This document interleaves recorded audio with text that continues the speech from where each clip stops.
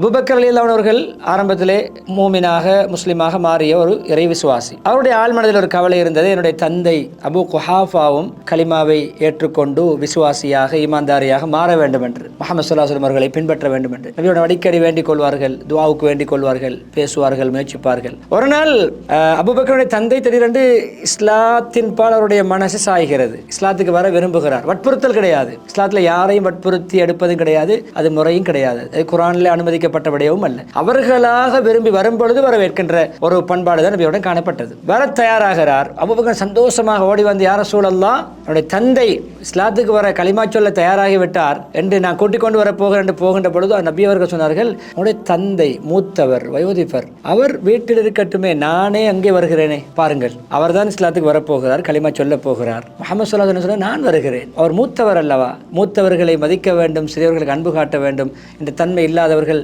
எங்களைச் சேர்ந்தவர்கள் அல்ல என்று ஹதீஸ் சொன்னவர்கள் செய்கிறார்கள். அபூபக்கர் சொன்னார்கள், இல்லை யா ரசூலல்லாஹ், மூத்தவர் தான், என்னுடைய தந்தை என்றாலும் அவர் உங்களிடம் வருவதுதான் சாலச் சிறந்தது, நான் கூட்டிக் கொண்டு வருகிறேன், பரவாயில்லை என்று அவர்கள் அந்த நபியவர்களுடைய வேண்டுகோளுக்கு இணங்கி தந்தையை வைக்காமல் நபியவர்களை கண்ணியப்படுத்துவதற்காக, ஸல்லல்லாஹு அலைஹி வஸல்லம் கண்ணியப்படுத்துவதற்காக அவர்கள் கூட்டிக் கொண்டு வந்தார்கள். சம்பவம் தொடர்கிறது, கலிமாவை சொல்கிறார், மூமினாக மாறுகிறார். அந்த அளவுக்கு நபி அவர்கள் மதித்தார்கள். எத்தனையோ மூதாட்டிகளுடைய பெரியவருடைய பொதிகளை சுமந்து சென்ற சம்பவங்களை கேள்விப்பட்டிருக்கிறோம். வயதுபர்களை கண்டால் அவர்களுக்கு ஓடி சென்று உதவி செய்து கொடுக்கின்ற விடயங்களை கண்டிருக்கிறோம்.